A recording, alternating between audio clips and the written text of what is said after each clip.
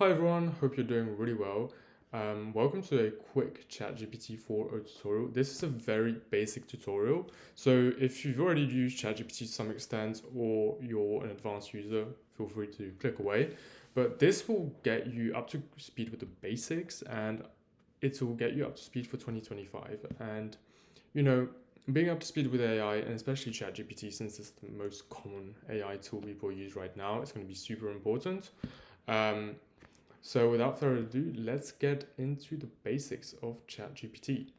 So today we're going to go over the interface, the settings, the different models, some prompting. We're not going to do advanced prompting, but we're going to do the basics, the new web option that just recently came out, and basically go over the use cases that we can use ChatGPT for.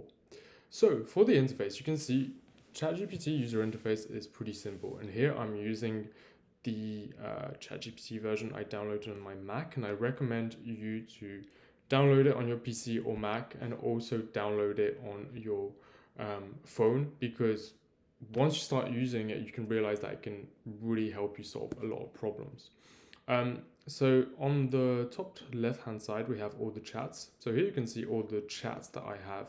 And you can also search the chats. You can see that they're classified by the number of the last time I interacted with those chats.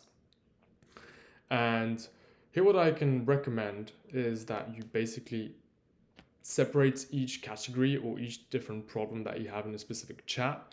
And when you realize you have different problems in one single chat, you start separating them even further. So that's the chat section, and without further ado, let's go into the settings. So the settings, here you can find some things that not a lot of people think about, or they don't think about looking into here. But first of all, we've got the subscription here. So I've got ChatGPT Plus, and what I recommend is you try the free version, and then if you need some more stuff, and right now off the top of my head I don't remember what's included in the free and paid version, but if you need some more stuff, subscribe to the paid version. It's definitely worth it, just $20 a month. OpenAI doesn't endorse me for this, but it is useful to pay the extra $20 a month. Then in terms of personalization, so here's a feature not a lot of people know about, but what you can do is that for every new chat, you can already give it context. So ChatGPT doesn't know anything about you. It's a blank slate. So essentially, whenever you have a problem, you need to train it. And if you have a more complex problem, you need to keep on training it more and more. Therefore, if you want ChatGPT to give you better responses, you can already tell it where you're based, what you do for work, any hobbies or interests. If this information or whatever information you have, which can help it have context, if you give it to ChatGPT, ChatGPT will memorize it for any new conversation that you might have. Then you can also train it to respond in a certain way. So, do you want it to be formal or casual? Do you want the response to be long or short?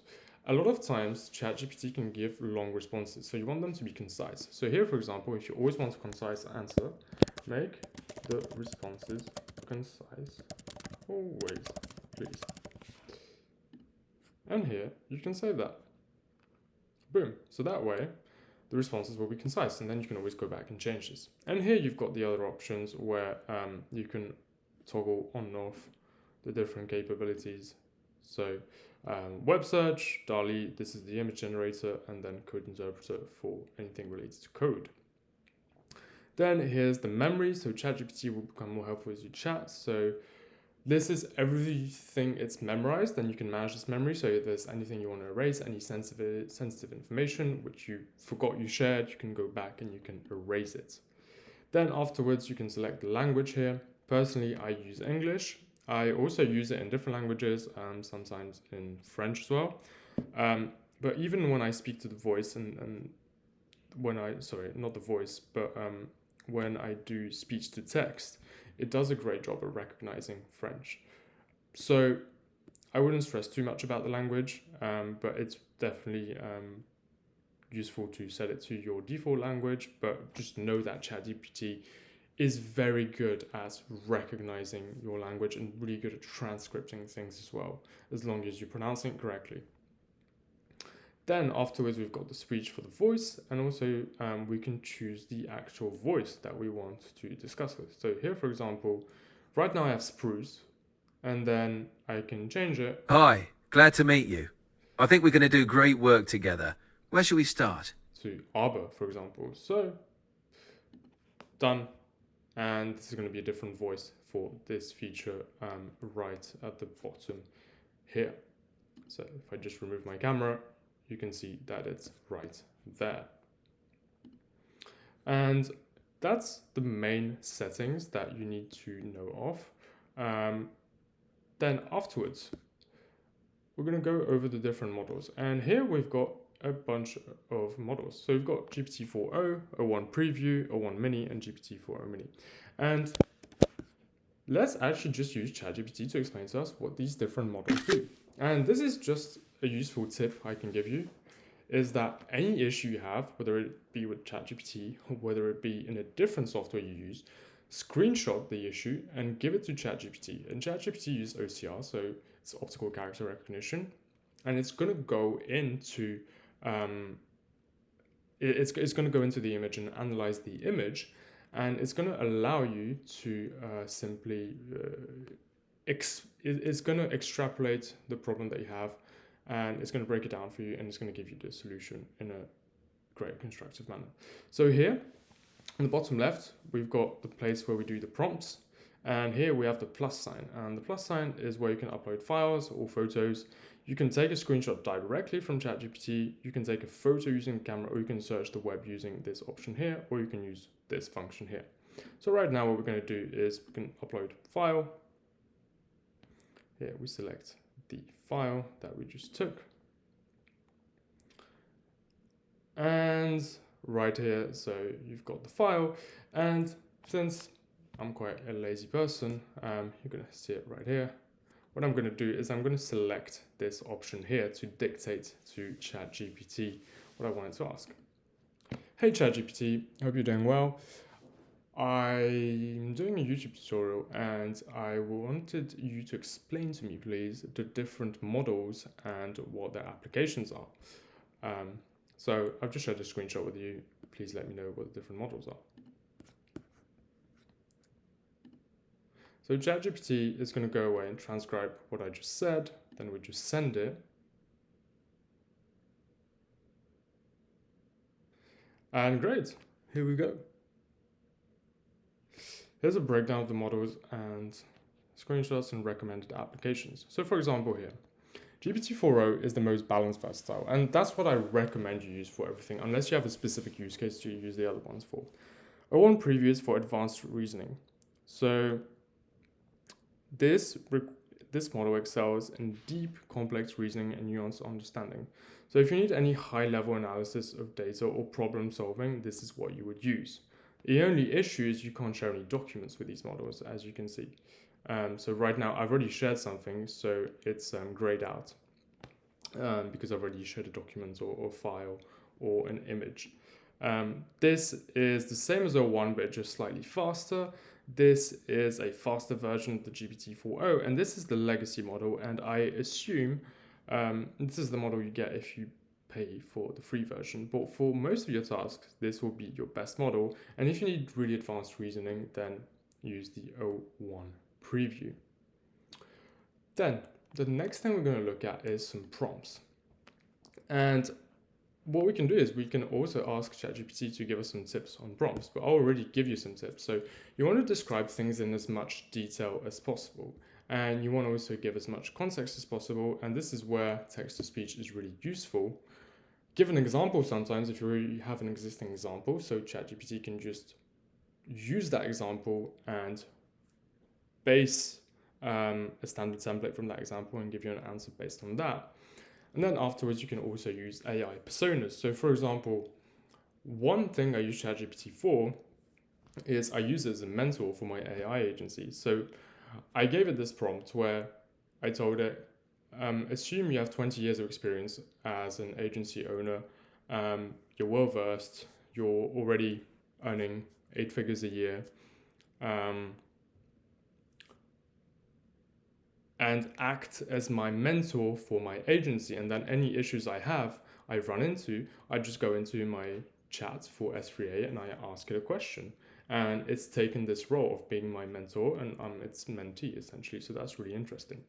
But in this case, hey ChatGPT, could you also give me some context on how to best prompt you? Could you give me a simple, concise answer, please, as well?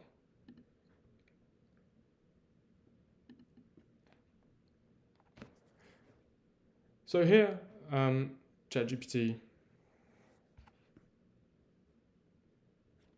use clear and specific prompts. Could you give me a bit more detail on this, please? So here, for example, I feel like the answer is too concise, so I want a little bit more detail. Boom. So we go straight into it. So be clear and specific. You've got to be really clear and specific and make sure you provide context, because ChatGPT doesn't know the context. You could explain something and without it having the context, it's going to struggle. Then, as I said, use examples and personas, and especially if you're doing copywriting, if you want a particular style or tone, you can explain it. You can use a more casual tone, a more friendly tone. You can use certain authors, if you like Henry Miller, Charles Bukowski, Camus, whatever it may be, using these different authors, using these different prompts. If you want to write, for example, the beginning of a novel in the style of J.K. Rowling, of a hero that is like Harry Potter, you can give it that context and it's going to write things based on that. And then if you have a really complex request, my recommendation is to break it down as many little steps as possible. And when I say break it down, you prompt it once, you get the reply, then if you get the right reply, then you prompt it again. You don't give it 20 steps all at once, otherwise it's going to start getting quite confused. And last but not least, we're going to go over the web option right here. So for the web option, it basically allows you to browse the web. And for this, let's just start a brand new chat because it's a different topic. And just following my recommendations, whenever you have different topics, start a brand new chat. And here we want to find, could you find me a picture of a beautiful beach in Hawaii? Boom. It's going to search the web and it's also going to display you the different sources. So here we've got this, I like this picture actually. Boom. It's giving you the name of the picture. Then what you can also do is check the different sources. And here you've got the sources, you've got Getty Images, you've got Pixabay, you've got CN Traveler, and here you've got the actual list of images. And this is just great. And this is going to come in as a competitor to Perplexity, and I'm going to be doing a tutorial on Perplexity soon. So basically, here's the main things that you can do with ChatGPT. But the thing to consider is that all of this is not very useful if you don't have a specific problem to solve and if you don't know how to go about using ChatGPT. So here's some examples of what you can use ChatGPT for. The first one is personal coaching and mentorship. Basically, that's what I use it for a lot. So for my agency, whenever I'm stuck, whenever there's a critical path where how do I improve my outreach, how do I improve my service delivery, those things, I connect with ChatGPT. Obviously, don't just talk to ChatGPT all the time and think that ChatGPT has the right answers to everything. It's good to have human input and it's good to have ChatGPT input, but it can help you if you're in certain situations where you're kind of in a closed loop and you can't get out of it and you can't find a solution to things, then ChatGPT can give you a certain input which allows you to find a solution. So that's really useful. And then afterwards, you can also use it for travel itineraries, which is great. Business development, so what I mentioned before a little bit, it ties in the personal coaching aspect. Then writing, learning languages with the conversational tool, and then last but not least, programming. There we go for this easy tutorial of ChatGPT. Hope you enjoyed it, and I'll be making some more advanced tutorials soon. Bye now.